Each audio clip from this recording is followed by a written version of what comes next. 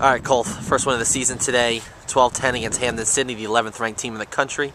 We're up 9-2 at one point in the second half.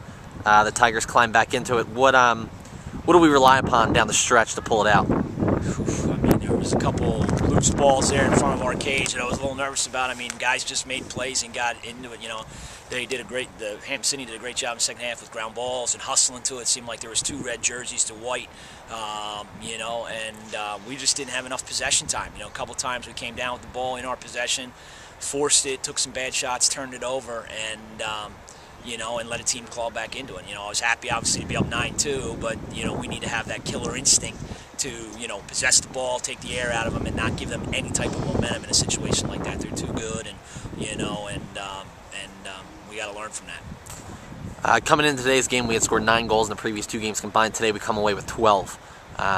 Brian Hill scores 3, Skolsky puts in 2. How important is it for those guys? Huge. I mean, they're juniors and seniors. You know, you got to have your juniors and seniors lead you on both sides of the ball, especially on offense. You know, I've been joking with Brian. You know, he's got to, you know, got to start chipping in. You know, Brian is the consummate team player. He's a hard worker, doesn't say much, and I'm happy for him because he's just a great kid to have on the team. And you know, he had some huge goals. You know, no bigger than the one he scores with 0.4 of a second left before halftime.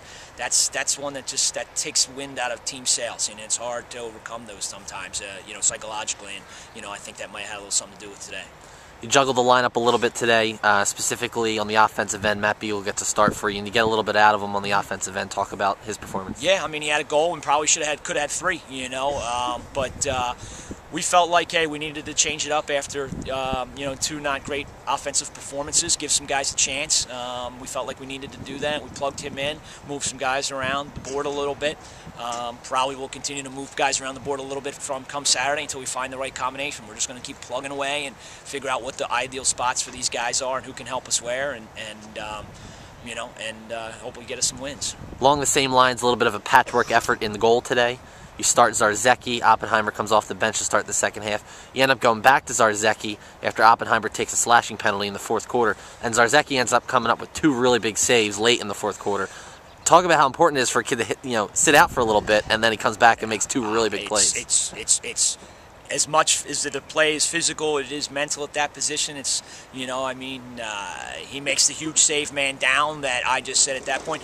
You know, it's like trusting your instincts a little bit, and when he made the save, I said, we're keeping him in there, you know, and I told both those guys, I talked to them together the other day, the plan was to play halves for this game, see how it goes, and Eric answered the bell in the first half, and then came up big down the stretch, and, you know, I couldn't be happier for him. You know, Steve, being a freshman, it's being his 2nd game in the game, you know, made a couple nice saves, probably had a couple, you know, wish he had a couple back, but he'll learn from it. He's a good college-level goalie, and he's going to continue to play some role for us, and we'll figure that out going forward. One more here at home on Saturday before you hit the road for a little bit. It's a big one against Kenyon. Talk about that. Yeah, you know, you don't get to see those guys a lot. You know, Kenyon, they're coming out of Ohio, and so we're just going to be ready. We know we're still working on us, and, you know, hopefully our offense feels a little bit more confident tomorrow and Friday in practice, and we're able to do some things, and we're able to, you know, just come out and run our offense and put good shots on cage. You guys get an Ohio team here on Saturday. The men's basketball team gets a team from Ohio on Saturday too, or on Friday night. I don't have that bus ride in front of me 10 hours, even though I heard they're flying, but that's another story. But you know, no, I'm happy to be at home. We love playing at home, and you know, looking forward to it. Thanks, Cole. All right, see you.